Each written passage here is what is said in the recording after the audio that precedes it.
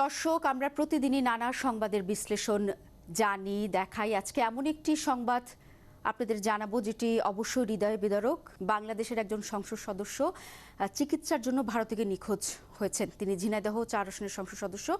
ঘটনাটা এ পর্যন্তই ছিল গত 5 দিন, কিন্তু আজকে যেটি জানা গেল, আনোয়ারুল আজিম আনার, যার নাম, তিনি কলকাতার একটি বাসায় পরিকল্পিতভাবে খুন হয়েছেন, তেমনটি জানিয়েছেন আমাদের স্বরাষ্ট্রমন্ত্রী আসাদুজ্জামান খান কামাল। এবং একটি বিষয় জানিয়ে রাখি, তিনি কিন্তু 3 বারের সংসদ সদস্য। এবং আরেকটি তথ্য না বললেই নয়, সেটি হচ্ছে এই প্রথম বাংলাদেশের কোনো সংসদ সদস্য প্রতিবেশী ভারতে গিয়ে খুন হলেন। যেহেতু এটি প্রতিবেশী দেশে হয়েছে, এই ঘটনা এরই মধ্যে আলোড়ন সৃষ্টি করেছে প্রতিবেশী দেশের পুলিশ, কেন্দ্রীয় গোয়েন্দা সংস্থা এবং বাংলাদেশের ডিবি পুলিশ, বাংলাদেশের পুলিশ একসাথে যৌথভাবে কিন্তু এই বিষয়টি নিয়ে কাজ করছে। আপনাদের জানিয়ে রাখি, এর মধ্যে আমাদের স্বরাষ্ট্রমন্ত্রী যেটি জানিয়েছেন, বাংলাদেশ থেকে 3 জনকে গ্রেফতার করা হয়েছে এবং তাদের এই বিষয়ে জিজ্ঞাসাবাদ করা হচ্ছে। এবং কলকাতা পুলিশের একটি সূত্র কিন্তু জানিয়েছে যে আনোয়ারুল আজিম খুন হয়েছেন কলকাতার নিউ টাউনের সঞ্জীবা গার্ডেন্সের একটি ফ্ল্যাটে, যেখানে প্রথমেই আমি বলেছি যে তিনি 5 দিন নিখোঁজ ছিলেন। কবে থেকে নিখোঁজ ছিলেন সেই সূত্রটিও বলে দিচ্ছি। ভারতে তিনি গিয়ে 12 মে সন্ধ্যা 7টার দিকে আনোয়ারুল ভারতে যান এবং তার পূর্ব পরিচিত বন্ধু সম্পর্কেও গোপাল বিশ্বাসের বাসায় কিন্তু প্রথমে তিনি উঠেন। এবং আমরা যতটুকু জানতে পেরেছি যে গোপাল বিশ্বাসের সাথে তার কিন্তু একটি পারিবারিক সম্পর্ক আছে। এবং তিনি 12 মে যখন তার বাসায় ওঠেন, পরবর্তীতে 13 মে তিনি কলকাতার স্থানীয় সময় 2টার দিকে আনোয়ারুল আজিম তার বন্ধুকে বলেন যে আমি অ্যাপোলো হাসপাতালে যাব, আমার ডাক্তারের কাছে অ্যাপয়েন্টমেন্ট আছে। এবং তিনি সেটি বলে কিন্তু গোপালকে, তার বন্ধু যে গোপাল, সেটি বলে তিনি যান এবং সন্ধ্যার পর কিন্তু তিনি আর বাসায় ফিরে আসেনি। এরপর যখন যেটি বাসায় ফিরে না আসার কারণে কিন্তু পরিবার অনেক চিন্তিত হয়ে যায়, অনেকটা সময় গড়িয়ে যায়। শেষ পর্যন্ত কিন্তু আমরা দেখি যে এই ঘটনার কারণে 18 মে কলকাতার বরাহনগর থানায় গোপাল বিশ্বাস একটি সাধারণ জিডি করেন। এবং আমরা জানি যে বরানগর এলাকার সিথির বাসিন্দা গোপাল বিশ্বাসী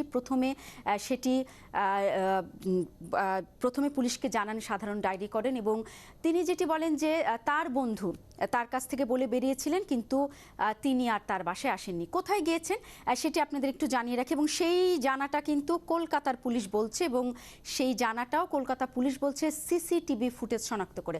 তো তিনি তার আশপাশে যে এলাকা দিয়ে তিনি ক্যাব ভাড়া করে গিয়েছেন, তো সেটি হচ্ছে সিসিটিভি ফুটেজ দেখে যেটি দেখা গেছে যে তিনি বলেছেন তার বন্ধুকে, গোপালকে, যে আমি চিকিৎসার জন্য, যেহেতু উনি স্নায়ুরোগে ভুগছিলেন, চিকিৎসার জন্য আমি অ্যাপোলো হাসপাতালে যাব।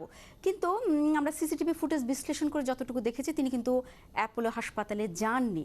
সেই ক্যাব নিয়ে তিনি চলে গেছেন সেই নিউ টাউনে। কোন নিউ টাউনে? যেখান থেকে তার মরদেহ উদ্ধার করা হয়েছে বলে কলকাতা পুলিশ প্রাথমিকভাবে আমাদের জানিয়েছে। এবং আমরা সকাল থেকেই কিন্তু সেই বিষয়ে নানা রকম তথ্য বিশ্লেষণ করছি। এবং একটি বিষয় আপনাদের জানিয়ে রাখি যে সেই সূত্র কি করে কলকাতা পুলিশ জানলো। কলকাতা পুলিশ যখন সিসিটিভির ফুটেজটি দেখলো, তারা প্রথমে ক্যাবটি শনাক্ত করলো। এবং ক্যাব শনাক্ত করার পর সেই যে ক্যাবের চালক, যিনি আমাদের ঝিনাইদহর 4 আসনের সংসদ সদস্য আনোয়ারুল আজিম আনারকে বহন করে সেদিন নিয়ে গিয়েছিলেন 13 মে, তো তিনি তাকে খুঁজে বের করার পর তিনি বলল যে না, তিনি তো হাসপাতালে যাননি। তাহলে তিনি কোথায় গিয়েছেন? নিউ টাউনে গিয়েছেন। নিউ টাউনে তিনি বলল যে আমি তাকে নিউ টাউনে নামিয়ে দিয়ে এসেছি। এবং তার কথার সূত্র ধরে সিসিটিভির ফুটেজ যেটি পাওয়া গেল, সেটাতে দেখালো আসলেই তার কথা সত্যি। সিসিটিভির ফুটেজ থেকে দেখা গেল তিনি, একজন নারী, আরও 2 জন, মোট 4 জন সেই নিউ টাউনের বিলাসবহুল আবাসনে তাদেরকে ঢুকতে দেখা গেছে। এবং আরেকটি বিষয় বলে রাখি, যখন সিসিটিভি ফুটেজ যখন হাতে পাওয়া গেল, যেহেতু এটি বিলাসবহুল একটি অ্যাপার্টমেন্ট, এবং সেই অ্যাপার্টমেন্ট জানিয়ে রাখি যে ভারতের শুল্ক দপ্তরের একটি উচ্চপদস্থ কর্মকর্তার, এবং সেখানে সবসময় কিন্তু সিসিটিভি ফুটেজ থাকে। এবং সিসিটিভি ফুটেজ তখন ক্রমান্বয়ে প্রত্যেকটি সময়ের সিসিটিভি ফুটেজ ঘাটা হলো।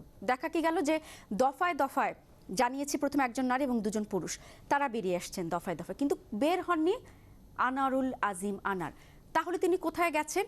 এবং যখন এটি বলা হলো যে তিনি তাকে বের হতে দেখা যায়নি, উপরন্তু কি হচ্ছে, তাকে খুঁজেও পাওয়া যাচ্ছে না, তখন যখন ওই যে আপনাদের প্রথমে বলেছিলাম যে 18 মে সাধারণ ডায়েরি করা হলো, এর মধ্যে তার পরিবার তার নাম্বারে ফোন করে তাকে পাচ্ছে না, এবং গোপাল তার বন্ধু গোপালকে ফোন করেছে তার মেয়ে, এবং শেষ পর্যন্ত যখন 18 মে ডায়েরি করা হলো সেই সূত্র ধরে আগাতে আগাতে ক্যাব চালককে খুঁজে পেতে পেতে শেষ পর্যন্ত সেই ফ্ল্যাটে গিয়ে হাজির।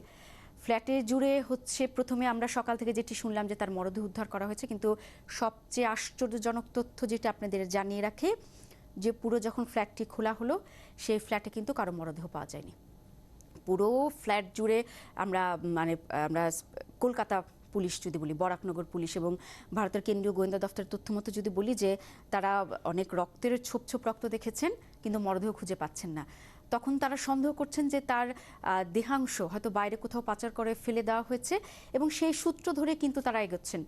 আর একটি বিষয়ে না বললেই নয় যে নিউ টাউন যে জায়গাটিতে ফ্ল্যাটের অবস্থান, সেখানের আশপাশে প্রচুর জলাশয় রয়েছে। আমরা বিভিন্ন সময় ভারতীয় গণমাধ্যমের বিভিন্ন কলকাতার খবরে যদি আমরা একটু আলোকপাত করি দেখি যে নিউ টাউনে অনেক সময় অনেক ছোটোখাটো হত্যা বা খুন হলে জলাশয়গুলিতে মরদেহ লাশ ফেলে দেওয়ার একটি অনেক সময় পাওয়া যায়।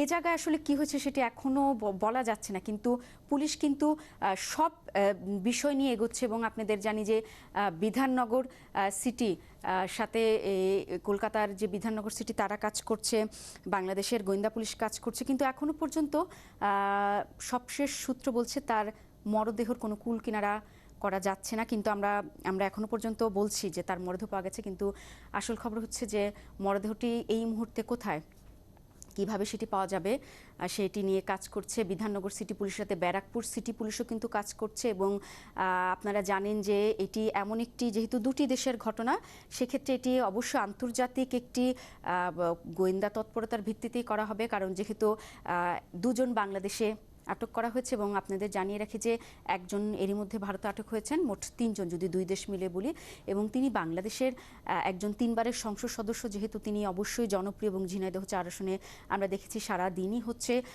তার যারা সমর্থক তারা তার বাড়ির পাশে তার মৃত্যুর খবর শোনার সাথে সাথে ভিড় করেছেন, তারা উদ্বিগ্ন। এবং আমরা সবশেষ তথ্য আপনাদের জানিয়ে দিতে চাই যে তার মেয়ে কিন্তু বলেছেন যে তার বাবার যে আসল হত্যাকারী তাকে যেন ফাঁসির আওতায় আনা হয়। এবং আজমকে আমরা যেমনটি বলছিলাম যে আনোয়ারুল আজিম আনারকে খুন করা হয়েছে, সেটি তো মোটামুটি স্পষ্টই একেবারে পরিকল্পিতভাবে খুনি, এবং বাংলাদেশ সরকারের স্বরাষ্ট্রমন্ত্রী সেটি বলেছে। কিন্তু আরেকটি তথ্য সেটি হচ্ছে যে সেই যে পরিকল্পিতভাবে যে খুন করার কথা বলা হচ্ছে তার যে মূল হোতা, আমরা আমাদের সরকারের ভাষ্যমতে যেটি জেনেছি যে সেই মূল হোতাকে গ্রেফতার করা হয়েছে। এখনও এই 5 দিন আসলে কি হয়েছে, 12 তারিখ 18 তারিখ ডায়েরি হয়েছে, সে 5 দিন নিখোঁজ ছিলেন। কিন্তু আমরা জানি আজকে 22 মে একটি অনাকাঙ্ক্ষিত একটু দুঃসংবাদ আমাদের জন্য, বাংলাদেশের একজন সংসদ সদস্য মারা গিয়েছেন। এবং তার মৃত্যুটা কিন্তু মোটেও স্বাভাবিক নয়। তিনি খুন হয়েছেন এবং প্রতিবেশী দেশে খুন হয়েছেন। ঘটনার তদন্তে হয়তো এখনই অনেক কিছু বলা যাচ্ছে না, কিন্তু আমরা যতটুকু সবশেষ তথ্য আপনাদের জানিয়েছি যে সে বিষয়ে তদন্ত চলছে, অনেক কিছুই অনুমান করা যাচ্ছে যে যেহেতু তার মরদেহ একেবারে নির্দিষ্ট করে পাওয়া যায়নি, সেই মরদেহের খোঁজই এখন সবার প্রথমে চলছে। যেটি কোথায় নিয়ে যাওয়া হয়েছে, সেটি কি কোথাও ফেলে দেওয়া হয়েছে, নাকি হচ্ছে এটি পাচার করা হয়েছে, বা বিভিন্ন জায়গায় কি দেহাংশ ছুঁড়ে ফেলা হয়েছে, নানা রকম প্রশ্ন কিন্তু জনমনে উকি দিচ্ছে। কিন্তু সবার প্রথমে নিশ্চয়ই এগুলো নিয়ে পুলিশরাই চিন্তা করছেন, তারা অনুসন্ধান করছেন, তারা তদন্ত করছেন। এবং আপনারা জানেন যে যে কোনো দেশের আইন অনুযায়ী যখন একটি তদন্ত সাপেক্ষে থাকে সেটি চাইলেও কিন্তু সব সময় সম্মুখে আনা যায় না। আমরা আপনাদের এই তথ্যটুকু এখন জানিয়ে দিতে চাই যে তিনি মারা গেছেন। আমরা মরদেহ পাওয়ার কথা বললেও ভারতীয় পুলিশের তথ্য মতে ফ্ল্যাটে মরদেহ পাওয়া যায়নি, তবে ছোপ ছোপ রক্ত দেখা গেছে, এবং সেক্ষেত্রে ধারণা করা হচ্ছে তাকে সেখানেই খুন করা হয়েছে, কিন্তু পরবর্তীতে সেটি মরদেহ সরিয়ে নেওয়া হয়েছে। এই হচ্ছে তথ্য, আমরা আপনাদের সবশেষ তথ্য জানিয়ে দিতে চাই এবং সবসময় সংবাদের বিশ্লেষণ নিয়ে এভাবে আপনাদের সাথে হাজির হতে চাই। আজকে আমরা আপনাদের কাছে আনোয়ারুল আজিম আনারের সবশেষ তথ্য জানালাম, এবং আশা করব তার এই মরদেহ খুঁজে পাওয়া যাবে এবং প্রকৃত অপরাধী অবশ্যই খুঁজে বের করবে এবং তার শাস্তি হবে। এই প্রত্যাশায় আজকে এখানেই শেষ করছি। ধন্যবাদ।